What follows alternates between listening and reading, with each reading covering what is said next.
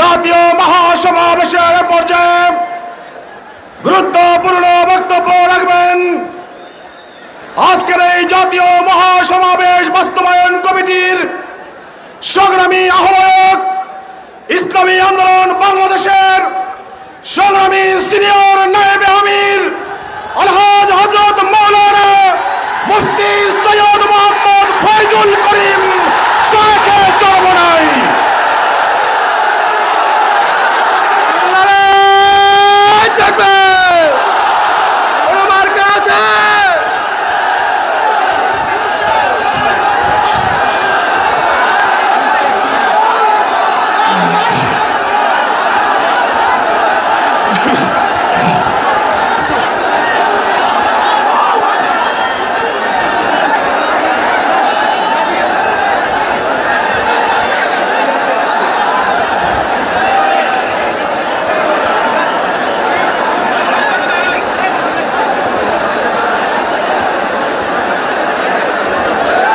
আসসালামু আলাইকুম ওয়া রাহমাতুল্লাহি ওয়া বারাকাতুহু।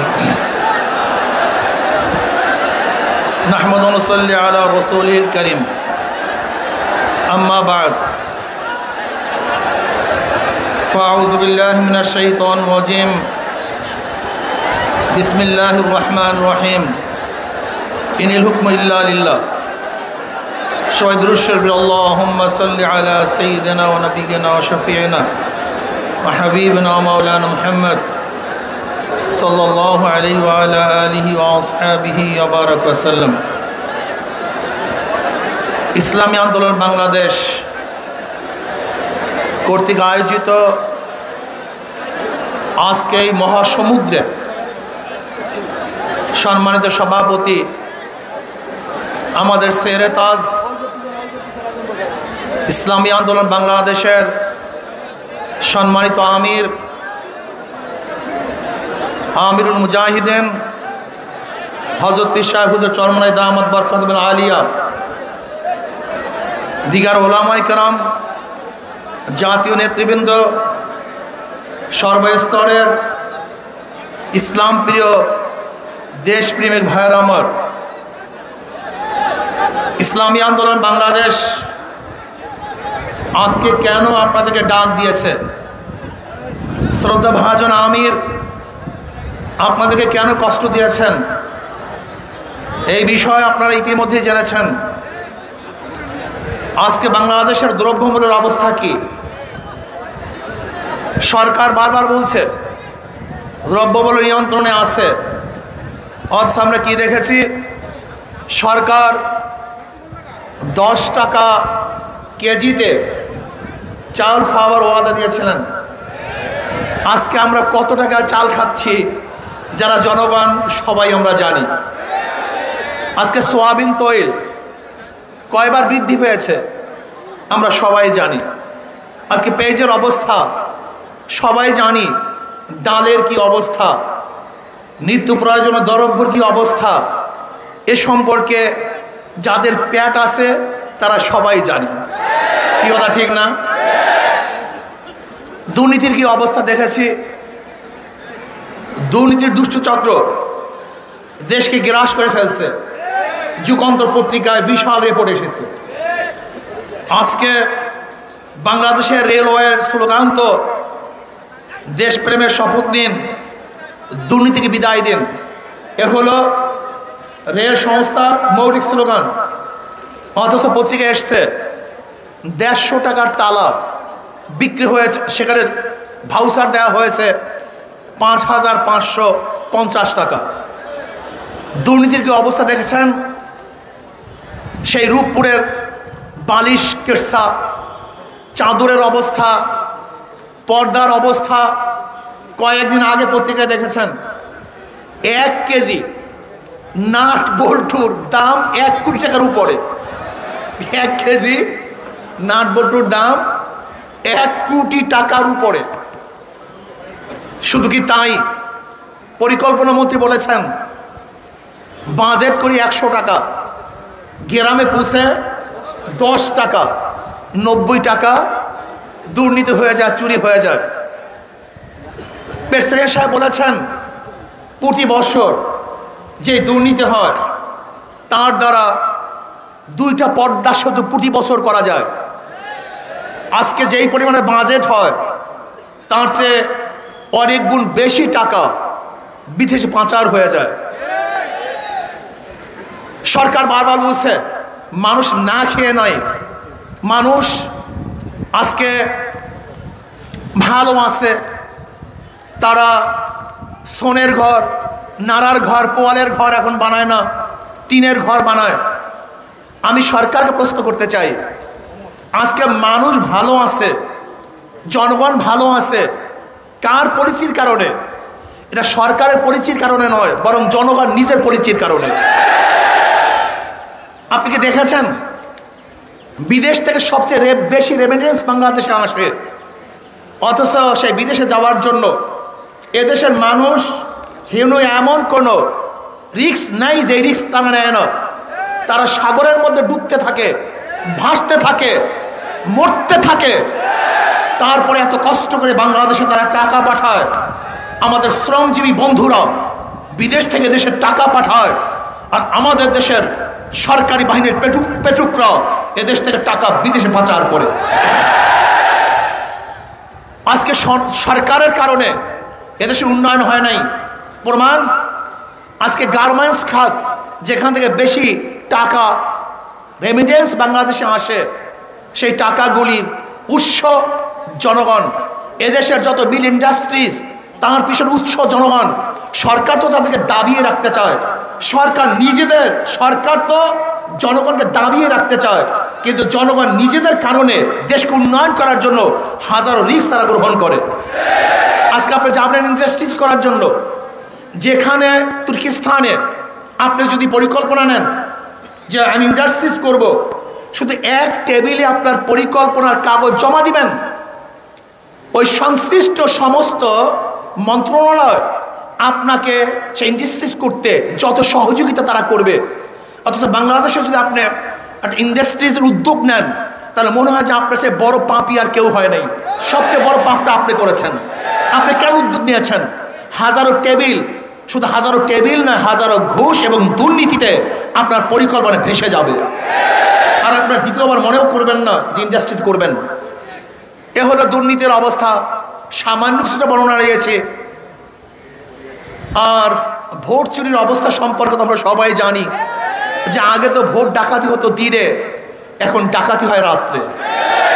আগে তো মানুষ ভোট কেন্দ্র যেত, কিন্তু এখন ভোট কেন্দ্রে যাওয়ার প্রয়োজন নেই, এমনিতেই ভোট হয়ে যায়, জিনেরা ভোট দিয়ে যায়।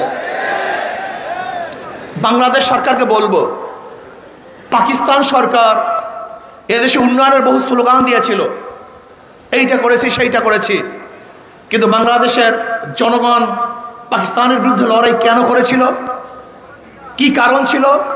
শুধু একটাই কারণ, পাকিস্তান সরকার ভোট অধিকারকে রক্ষা করতে পারে নাই, ভোটের মর্যাদা দিতে পারে নাই। যেহেতু ভোটের মর্যাদা দিতে ব্যর্থ হওয়ার কারণে বাংলাদেশের জনগণের যা কিছু আছে, যার কাছে যাহা কিছু আছে, তা নিয়ে পাকিস্তান সরকারের বিরুদ্ধে ঝাঁপিয়ে পড়ছিল এবং শক্তিশালী সরকারকে এদেশ থেকে বিদায় দিতে বাধ্য করেছে। ঠিক আজকেও যদি আপনি আমাদেরকে ভোট অধিকার থেকে বঞ্চিত করেন, ভোট অধিকার রক্ষা না করেন, মর্যাদা না দেন, বাংলাদেশের জনগণের কাছে যা কিছু আছে সব নিয়ে ঝাঁপিয়ে পড়বে। আপনি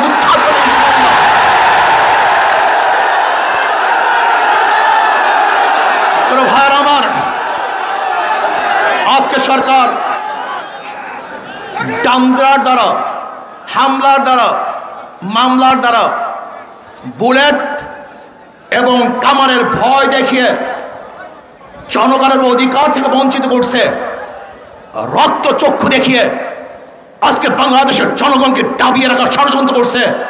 আমি বিশ্বাস করি এই বাংলাদেশের মানুষ রক্ত চক্ষুকে ভয় করে না, বাংলাদেশের মানুষ অস্ত্রকে ভয় করে না, বাংলাদেশের মানুষ জুলুমকে ভয় করে না, বাংলাদেশের মানুষ কেসকে ভয় করে না, বাংলাদেশের মানুষ মরণকে ভয় করে না, তারা মরণকে বিচার করে।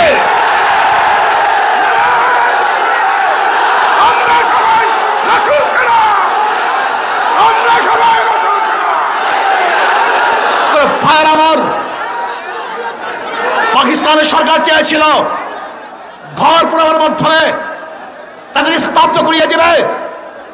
পাকিস্তান সরকার আইয়ুব খান চেয়েছিল, ইয়াহিয়া খান চেয়েছিল তাদের কণ্ঠকে রুদ্ধ করে দিবে, তাদের বাক শক্তি বন্ধ করে দিবে। কিন্তু বাংলাদেশের জনগণ আইয়ুব খান সরকারের বুলেটকে ভয় পায় নাই, ট্যাঙ্কে ভয় পায় নাই, বিমানকে ভয় পায় নাই। তারা রাজপথ ছেড়ে নাই, আন্দোলন করে সংগ্রাম করেছে, রক্ত দিয়েছে। আমরা আন্দোলন করব, সংগ্রাম করব, রক্ত দেব। জালেম সরকারকে গদি থেকে আমাদের বাধ্য করবে ইনশাআল্লাহ। আমার আজকে বাংলাদেশ সরকার কি করেছে? মদের আইন পাশ করবে। 21 বছর বয়স হলে মদ পান করার অনুমতি পাবে।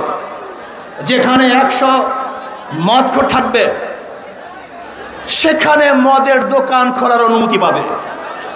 বাংলাদেশের জনগণ বেঁচে থাকতে, মুসলমান বেঁচে থাকতে আপনি মদের দোকান খুলবেন আর আমরা আঙ্গুল চুষবো নাকি?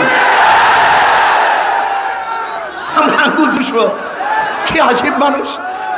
হ্যাঁ, অথচ আজকে আমার মাননীয় প্রাইম মিনিস্টারের বাবা শেখ মুজিবুর রহমান সাহেব 72 সংবিধানে মদকে নিষেধ করেছেন। শুধু কি তাই, সে নিষেধ করার পরে তার শ্রদ্ধাভাজন পিতা লুৎফর রহমান সাহেব তিনি কি বললেন? মুজিব, তুমি মদ নিষিদ্ধ করেছ, অথচ তোমার মন্ত্রণালয়ে মদ চলছে।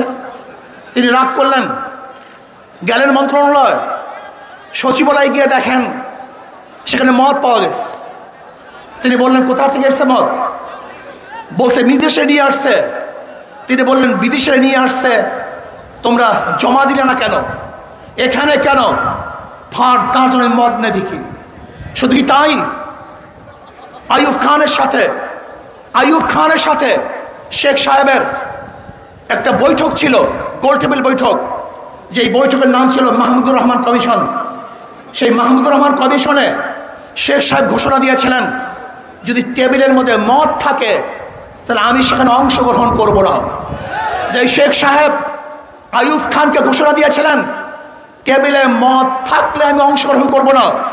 আমি বিশ্বাস করি যার পিতা মদকে অবৈধ ঘোষণা করেছেন, নিষেধ করেছেন, তার কন্যা বাংলাদেশে মদকে বৈধ করতে পারে না। যার দাদা মদকে ঘৃণা করেছেন, তার নাতনি মদকে বৈধ ঘোষণা করতে পারে না। এই মদের চক্রান্ত কারা করে? যারা পরিমণের ভক্তরা এই মদের আইন পাশ করতে। শেখ সাহেবের ভক্তরা মদের আইন পাশ করে না, শেখ হাসিনার ভক্তরা মদের আইন পাশ করতে পারে না। এটা পরিমণের ভক্তরাই মদের আইন পাশ করতে চায়। যারা শেখ সাহেবের সৈনিক, আমি তাদেরকে বলবো, আপনার নেতা যেই কাজ করেছে আপনার রাস্তা নেমে পড়ুন। যে আমার নেতা বলেছে মদের আইন বাংলাদেশে চলবে না, আমরা হতে দেব না।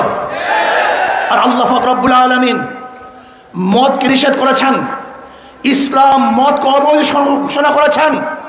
আমার নবীর হাদিস, যারা মদ বানায়, যারা মদ বিক্রি করে, যারা মদ বহন করে, যারা মদ পান করে, যারা মদ পরিবেশন করে, সবার উপর আল্লাহ লানত।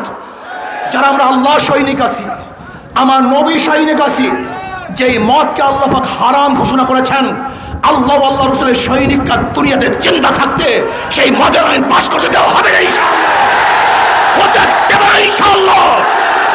রক্ত দেব, জীবন দেব, আন্দোলন করবো, সংগ্রাম করবো, মদের আইন বাংলাদেশে পাশ হবে না ইনশাআল্লাহ। ভাইরা আমার, আজকে ধর্মীয় শিক্ষা সংকোচন করার চক্রান্ত করতেছে। আসলে ধর্মীয় শিক্ষাকে সংকোচন নয়, ধর্মীয় শিক্ষাকে বন্ধ করার চক্রান্ত করতেছে। 92% মুসলমানদের দেশে ধর্মীয় শিক্ষা বন্ধ করার যে চক্রান্ত করতেছেন, এই চক্রান্তকে বন্ধ করুন। যদি আপনি চক্রান্ত বন্ধ করতে না পারেন তাহলে বাংলাদেশের জনগণ ক্ষিপ্ত হবে, আন্দোলন করবে, সংগ্রাম করবে। অবশ্যই সর্বস্তরে ধর্মীয় শিক্ষাকে বাধ্যতামূলক করতে বাধ্য করবে ইনশাআল্লাহ। প্রিয় ভাইয়ের আমার, ধর্মীয় শিক্ষা বন্ধ আর সেখানে দারুইনের শিক্ষাকে স্থাপন করার চক্রান্ত করতেছে। আমরা বিশ্বাস করি আমাদের স্রষ্টাকে, আমরা আদম থেকে, আমাদের প্রভূষণ আদম আর দারুইন ধ্বজাধারী, অবৈজ্ঞানিক, অযৌক্তিক, অদার্শনিক হাজারো বিজ্ঞানীরা যা অস্বীকার করছে, বিবর্তনবাদের থিওরিকে অস্বীকার করেছে, সেই বিবর্তনবাদের পচা থিওরি আজকে 9-10 থেকে শুরু হয়েছে।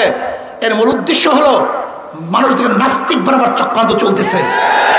এই মানুষদেরকে নাস্তিক বরাবর যে চক্রান্ত চলতেছে, বাংলাদেশের 92% নয়, তার চেয়ে বেশি মানুষ ধার্মিক। এই ধার্মিকরা দারুইনের এই পচা ধ্বজাধারী অবিজ্ঞানিক কোন থিওরি বাংলাদেশে চলতে দেবে না ইনশাআল্লাহ। আমরা চাই বাংলাদেশ ওলামায়ে কেরাম যারা কারাগারে আছে তাদেরকে মুক্তি করা হোক। বাংলাদেশের কাদিয়ানদেরকে অমুসলিম ঘোষণা করা হোক। যারা বাংলাদেশের বিরুদ্ধে ষড়যন্ত্র করছে, বাংলাদেশের উপরে আঙ্গুল তুলছে, বাংলাদেশকে ধ্বংস করার চক্রান্ত করছে, তাদেরকে চিহ্নিত করে এই বাংলাদেশ থেকে চিরতরে বিদায় দেওয়া হোক। ভোটের সুস্থ পরিবেশ ফিরিয়ে দেওয়া হোক। যদি আওয়ামী লীগ সরকার দুর্নীতি বন্ধ করতে ব্যর্থ হয়, মদের আইন বন্ধ করতে যদি ব্যর্থ হয়, যদি আজকে দ্রব্যমূল্যের ঊর্ধ্বগতি ফিরাতে ব্যর্থ হয়, আমরা আহ্বান করছি, বিশ্বাস শর্মনাই আজকে আহ্বান করেছেন, মহাসমাবেশে জানিয়ে দিয়েছেন, যদি সোজা আঙ্গুলে ঘি না ওঠে আমরা আঙ্গুল বাঁকা করতে বাধ্য হবে ইনশাআল্লাহ। এমন আন্দোলনের সৃষ্টি করব, এমন আগুন চালিয়ে দেব, বঙ্গোপসাগরের পানিও সে আগুনকে নিভাতে পারবে না ইনশাআল্লাহ। ভবিষ্যতে আপনাকে ডাক দেওয়া হয়, সবাই আসার জন্য রাজি আছেন ইনশাআল্লাহ, রক্ত দেওয়ার জন্য রাজি আছেন ইনশাআল্লাহ, শহীদ হওয়ার জন্য রাজি আছেন ইনশাআল্লাহ। কে কে রাজি আছেন? আল্লাহু আকবার, নারায়ে তাকবীর। আমা আলাইনা ইল্লাল বালাগ। আসসালামু আলাইকুম ওয়া রাহমাতুল্লাহ।